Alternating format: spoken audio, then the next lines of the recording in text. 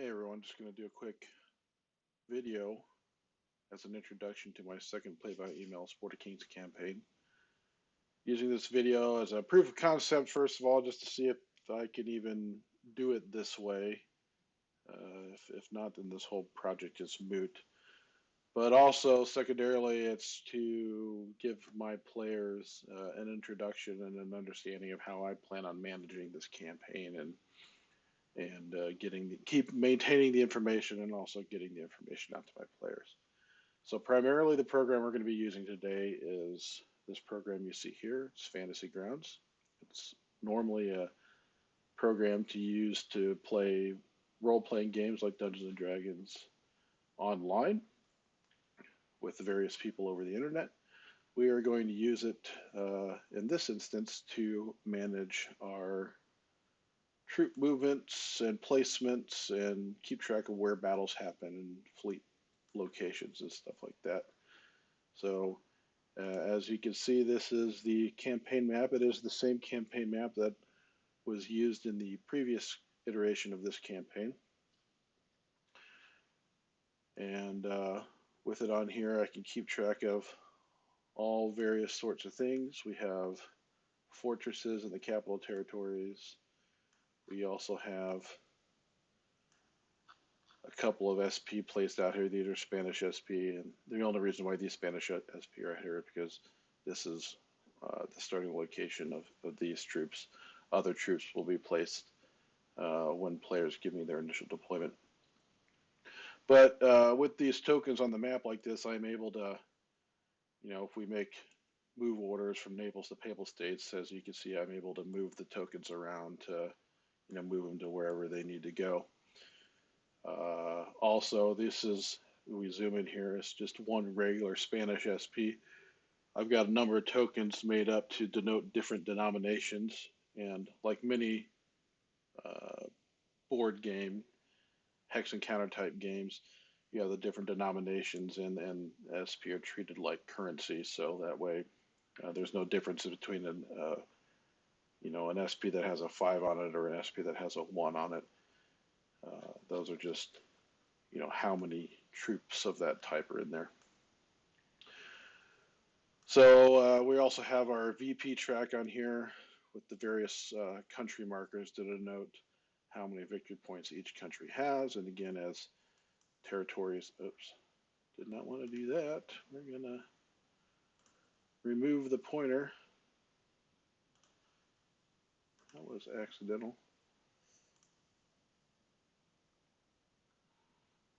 Anyways.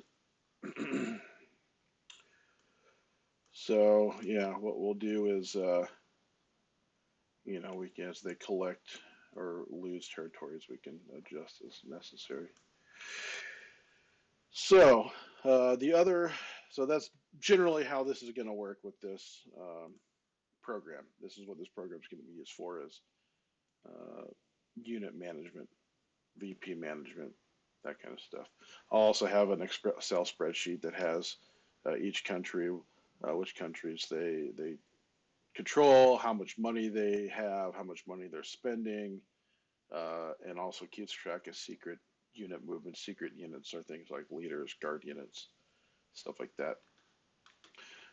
But what we're also going to do today, and probably more importantly, in addition to that, is I'm going to show you or explain to you how the campaign is going to be played.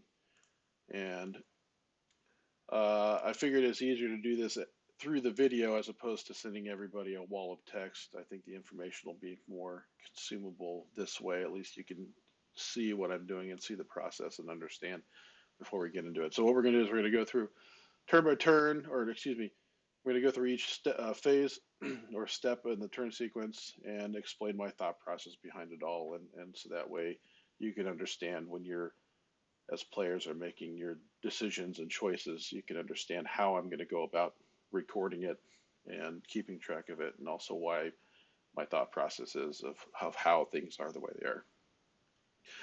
So first thing is we have the initial deployment. The initial deployment is made in secret. That's going to be the first thing. So each player will get a packet of information that has this map. It also will contain country codes, and it will also contain kind of like a sheet for like an initial, like these are the starting territories that you start with, and it give you the ability to say, this is where I want to place my starting troops. So that'll be done in secret, and then everybody will email those secret submissions to me. And then the actual game turn will start, and the first step is to determine random events. And another benefit to this program is we're able to random or automate the random event process. So instead of, for those of you who are aware of the videos that I made regarding the previous campaign, you all knew that I had to manually roll the dice and come up with each territory and each random event that each territory had. This one, with this program, I'm just able to bring up the random events phase table. I'm able to click this roll button. It will determine how many territories come with a random event, and then it will start rolling for each territory and what those specific random events are. So as you can see here, it is processing each territory and each random event. So for example, Pomerania had successful recruitment, Santo Domingo, benevolent occupation, Bosnia, successful recruitment, Lorraine had desertion, New Spain had famine, and Finland had a revolt. And then those would be applied to each territory. I've got tokens denoting each territory with or random event tokens for each, then I would apply those tokens to the appropriate territory. So that way, visually on the map, we could actually see how it's affected. But then either through a video or through email page, this information will be disseminated to the players. And there's also different types. You have the off-board front allocation. So that was the random event table. Off-board front allocation. Now this is, in this case, applies to Turkey. So Turkey will get a random roll. And for this turn, Turkey, it got a 3. Turkey will have -6 from the gold pieces that it collects for the turn. Jacobite Rebellion. We come in here and say, hey, do the Jacobites rebel? And we can make a story out of it, so it records it, and I can roll this. And for turn, for this turn that would be rolling, the Jacobites do not rebel, so then the English don't have to worry about that. And then this whole next couple of steps deals with the actual Jacobite Rebellion. And then because we are playing with Spain, or we have enough players to include Spain, then we'll also have a tropical disease roll for the tropical territories. And again, or the automated table, I just click this one time, boom, comes up, and it tells you if the territories will have disease. And what this means is any non-Spanish troops or fleets in these territories or sea zones would be affected by the disease random event, essentially. So then we'd be able to go through and figure out which ones are affected by what. And then the final random event that would have to be considered is the Spanish treasure fleet that occurs during every spring turn. That is a secret event or a secret random roll that would be made off program, or at least in a way that the public would not be able to know. It'd be a private roll, and then I would tell the Spanish player discreetly whether or not for that turn a treasure fleet was generated.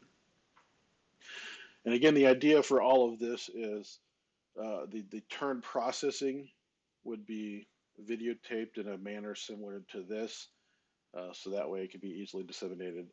And then specific information like this is how many troops I have recorded for each territory that a player owns, then I would send out a separate email to say, hey, your territory of XYZ has 3, 5, whatever SP, and this is where I show that your secret units are located.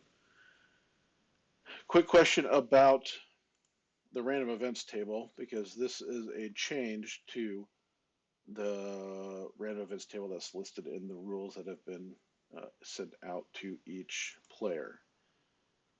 In the basic rules and the core rules and the original rules that I based this game off of, the random events determination was based off of a 2d6 roll and if you rolled a 2 or a 12, it would be no effect. And to me, that doesn't seem very fun or exciting. If you roll a territory to get a random event and then they end up getting a no effect, that that what was the point of the roll? So I omitted those rolls, and then also there was a roll option for home territory corruption, which it only applied if the chance that you rolled the home territory as the territory with a random event, and then on top of it, you rolled that specific event, and it only applied to the home territory. If you rolled another territory and then you got that random event, it would be treated as no effect. And again, that was another thing that it did not seem like was very fun to do. So what I have done is I've pared down the random event list to 8 choices. It's a linear D8 roll now. And there were a couple of them that said uh, does not apply to the capital territory or the home territory, I think is what the actual phrasing is. And I made a change to that specific rule. So every random event affects every territory, regardless whether it's a capital territory or not. But I did make some changes because, for example, like benevolent occupation and sympathetic ruler, those random events allow for a doubling of the number of gold that is collected. And most capital territories are 5 or 10 or 6 or 8 in value. And so that would be a lot of money. So what I did instead is the largest non-capital territory has values of 3. So what I've done is I basically uh, limited the amount of extra gold collected for any territory. It's basically now to be read as double the territory value to a maximum of 3. So even if it's a capital territory, you'd only be able to get a maximum of 3 additional gold pieces for those territories. And then the final change to the random events table is in the desertion um, random event. Originally, it said -1, or basically it said this random event does not apply to the home territory. I've changed it and so that it also does apply to the home territory unless there is only 1 SP in that capital territory. Because normally what happens is you lose 1 SP, and if that's the only SP in the territory becomes neutral and you lose control of that territory. Well, that can't happen for the home territory.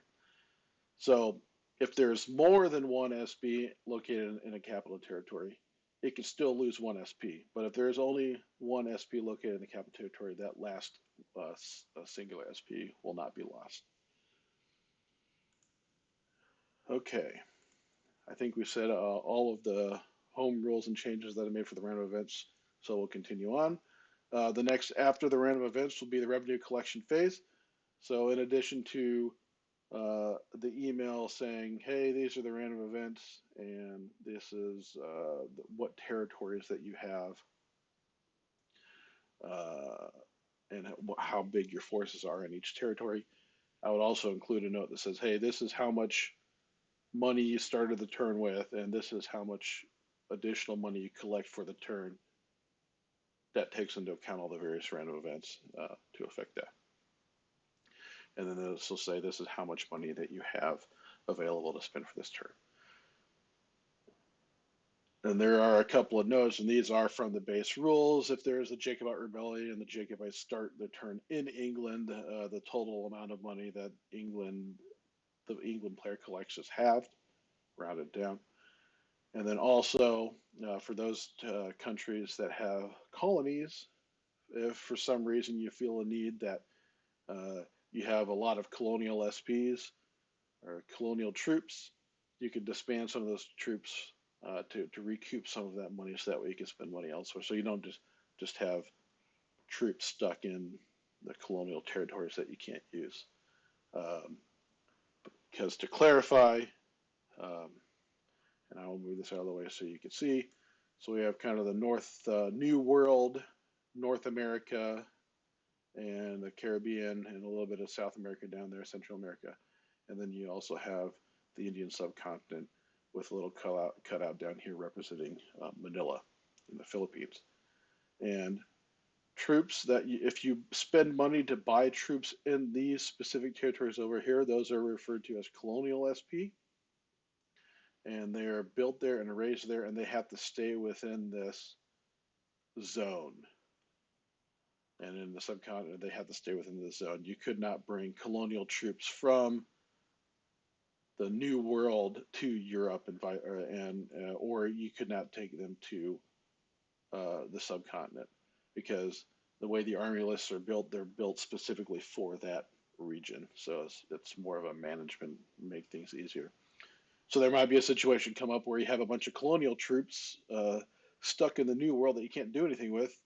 You know, maybe one country was really successful and kicked everybody out, so they're the sole occupier of the territories now, and they don't need all these troops anymore. There is the ability during the revenue collection phase to disband some of those colonial troops so you can get some money back. It's not a full value of what what you bought the troops for, but at least you get something back. Diplomacy phase.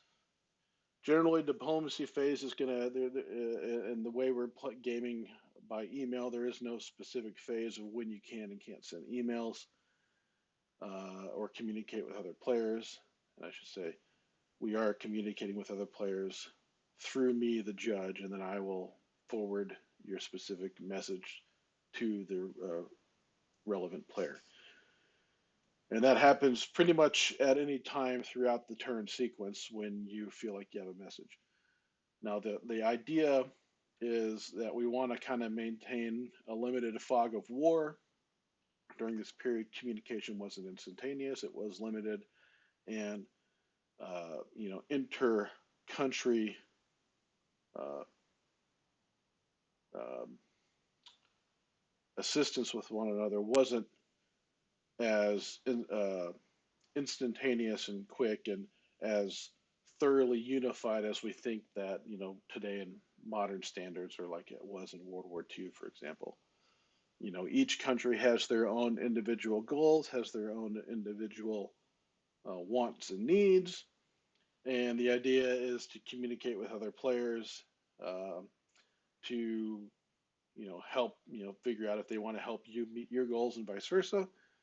But it wasn't a perfect level of communication. So all the communications, all the emails that a player are going to use with other player will be sent to the judge, and then I will forward the emails on to the other players.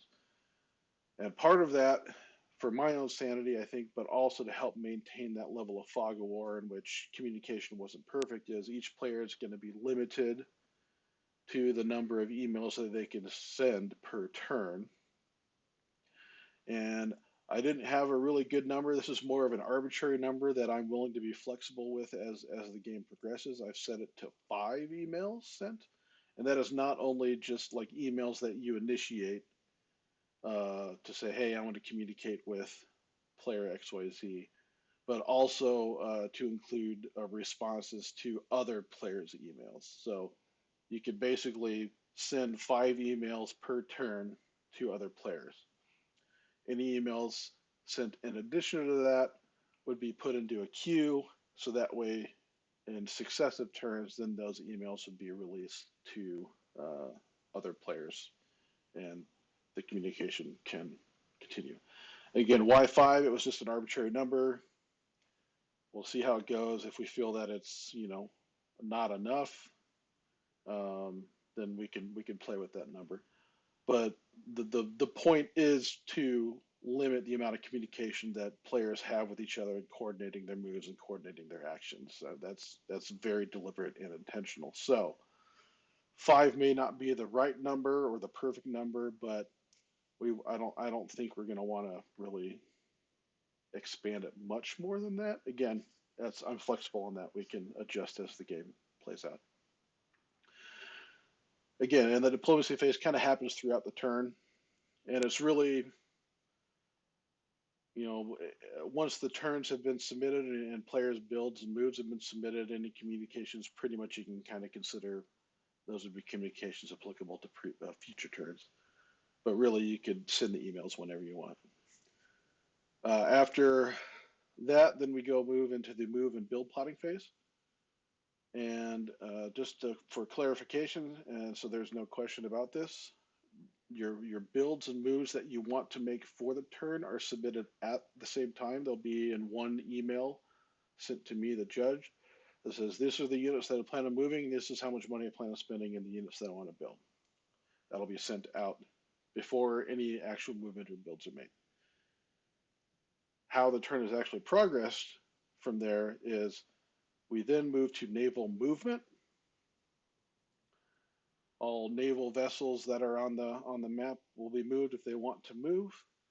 This will also be the time where if you want to transport troops from one territory to another, troops that are located in a territory that's adjacent to the sea zone can board transport fleets during the naval movement phase. Basically, the transport fleets pick up land forces during the naval movement phase, and then the transport fleets can also move a sea zone. One thing to keep in mind is, and if I mentioned it before, but it may not be too clear, you have two different types of land forces. You have colonial SPs and you have regular SPs. Regular SPs are what are built on the European continent. Colonial SPs are what are built in the colonial zones over here. If you want to have, like especially in North America, if you want to have your regular forces in North America, you want to build regular forces in North America, you have to build them in Europe and then transport them to North America. Again, this kind of makes the naval game a little bit more important. That was a big factor of the 7 Years' War and why the French weren't successful in North America is because the British Navy was able to fend off the French Navy and prevent regular reinforcements. Part of the reason, not all of it, but it's a factor. So I kind of wanted to emulate that by implementing this rule. So naval movement phase happens. And then there's a hurricane phase and the winter turns in basically the Caribbean and the Southern Atlantic sea zones. Any fleets that are located in those sea zones could potentially be wrecked by a hurricane. And then after a hurricane phase, which again is winter turn only, is naval combat. If there's any belligerent forces in the same sea zone, we determine whether or not they will find each other, and then if they do, then they fight. Naval combat will be diced.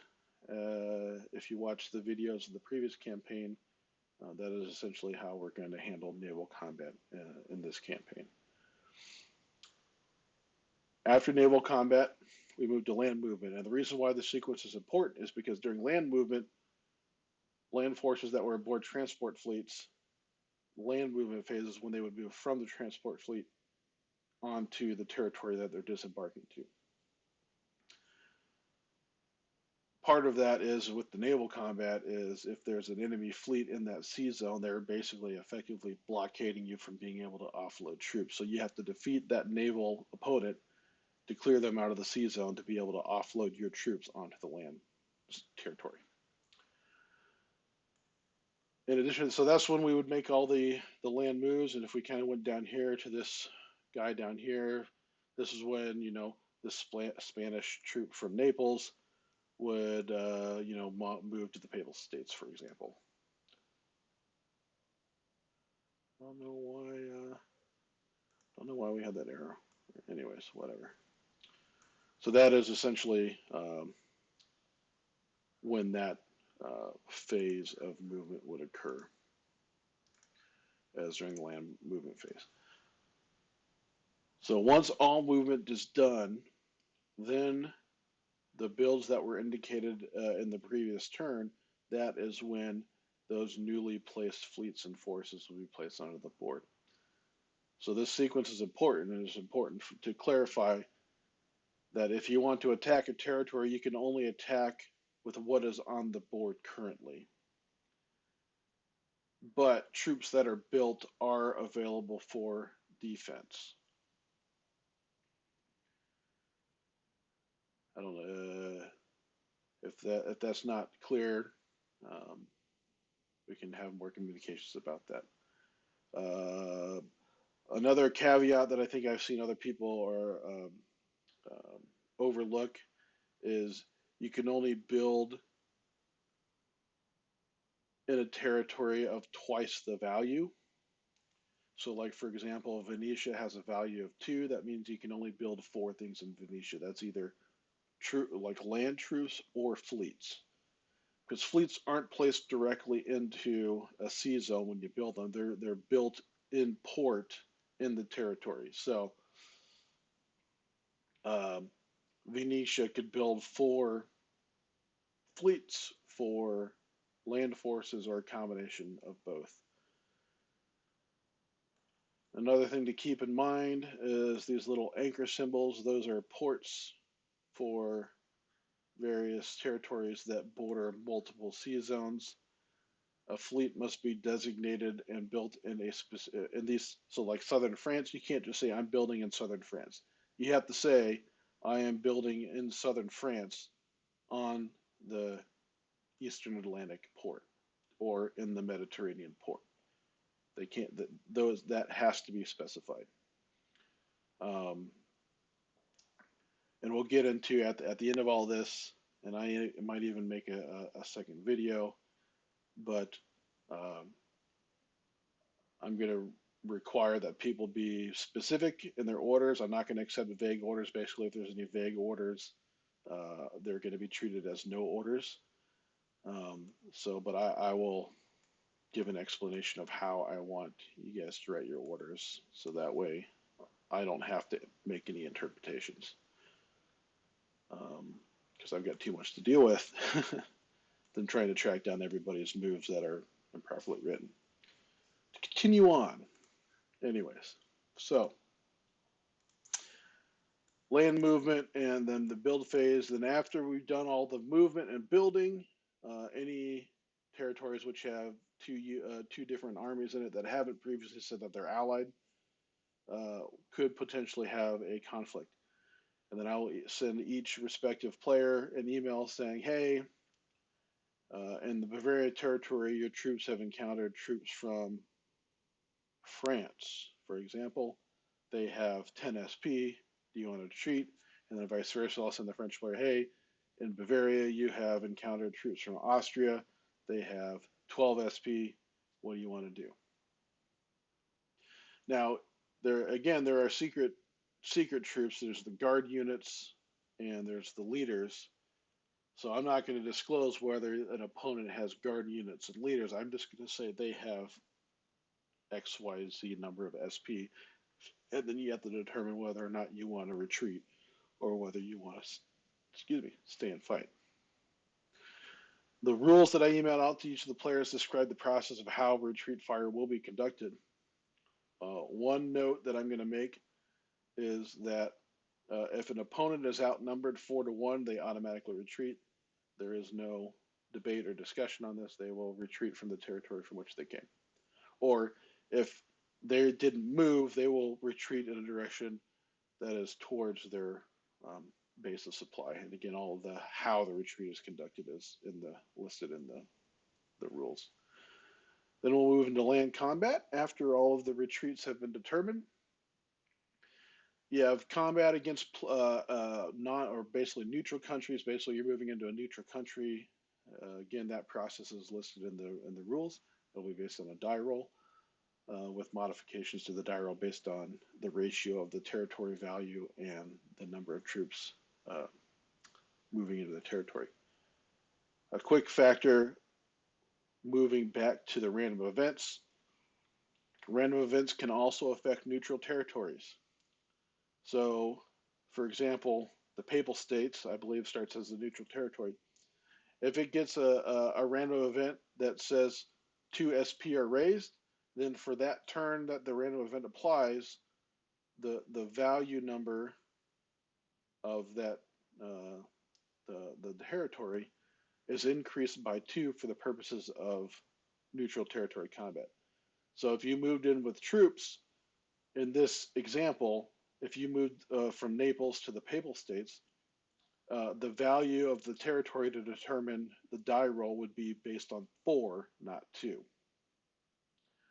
Vice versa, there are some neutral events which say, hey, the gold value of this territory is increased by 2 or doubled or whatever. So for that turn, for the purposes of gold collection, if you were to capture that territory that turn, you'd get that bonus 2 or double the value of the territory for in that case. So just as a quick heads up on that and what my thought process is on that. This is a little different than what I did in the last campaign, so I know there's a couple of people that were involved in the previous campaign that I did.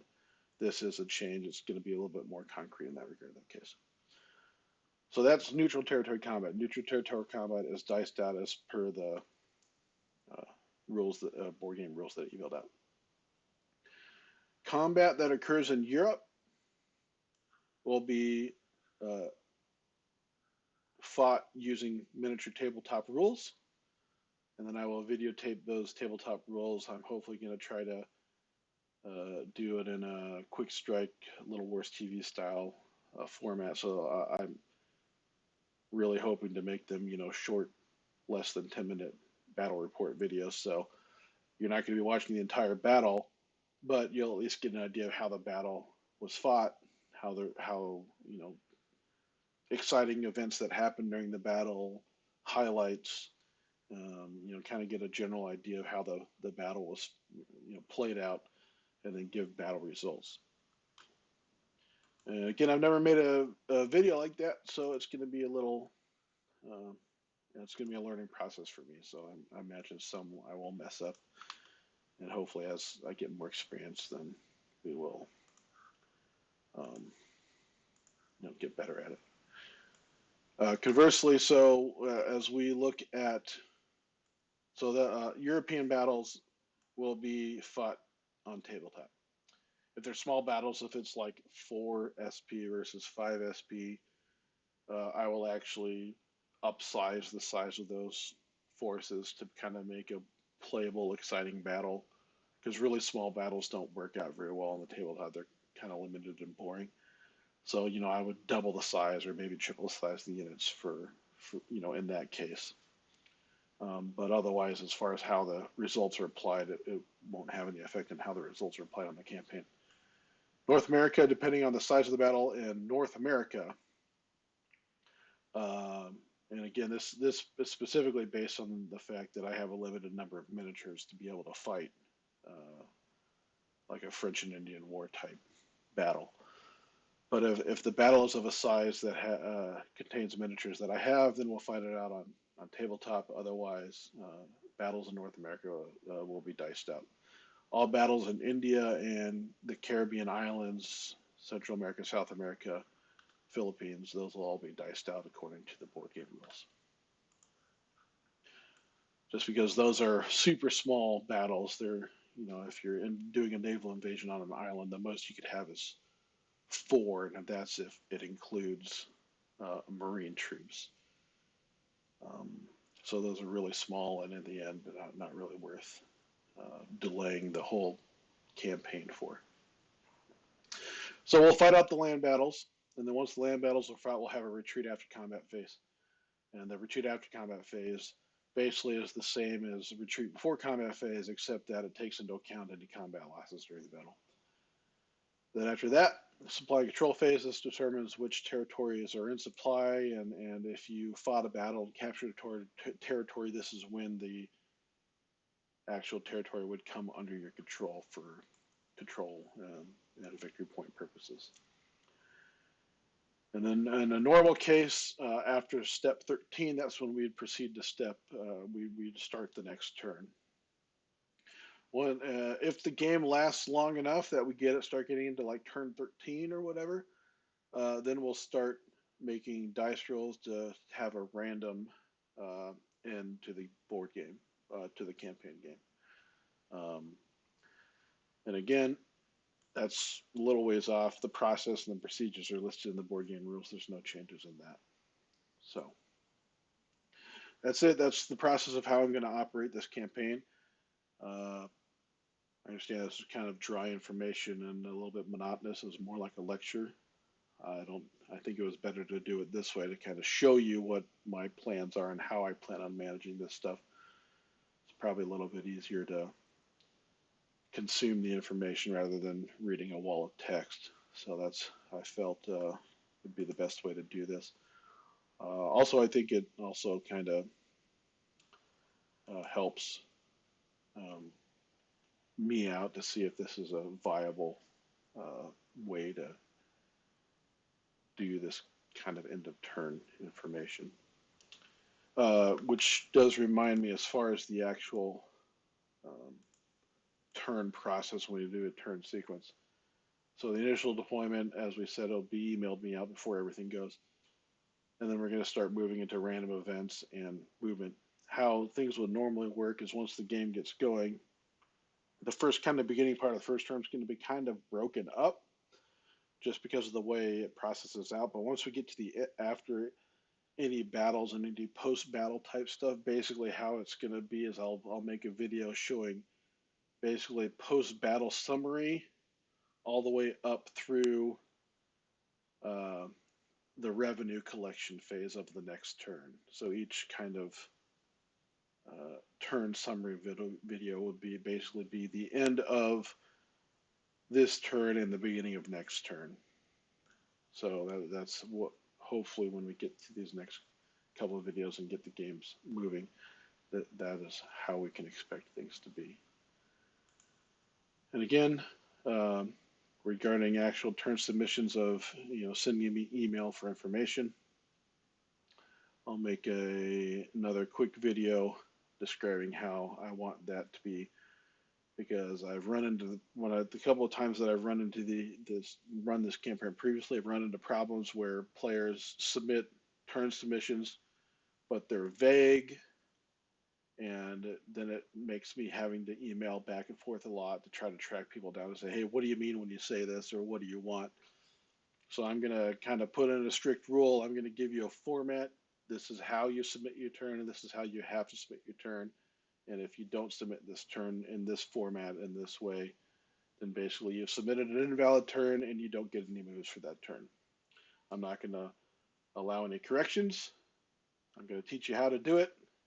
There might be some hiccups in the beginning, I understand, but we should all be able to do this kind of formatting. It's easy. It's not extensive, but I need things formatted in a certain way so that way I could efficiently and quickly process the information and move on, rather than trying to track everything down and delaying things. So that's it. That's all I have. If you have any questions, please do not hesitate to email me and ask questions, and I'll get back to you as soon as I can. I'm just waiting for one more person to give me their their country uh, desires, like what the preference country preferences, and once those country preferences have been sent to me, then I'll send everybody their emails that gives all the starting information for their country, the game map, and all that stuff, and then we'll be ready to go. So I'm excited to play this campaign, excited to get this going and see who's going to conquer the world. Anyways, I'll talk to you all later. See ya. Bye.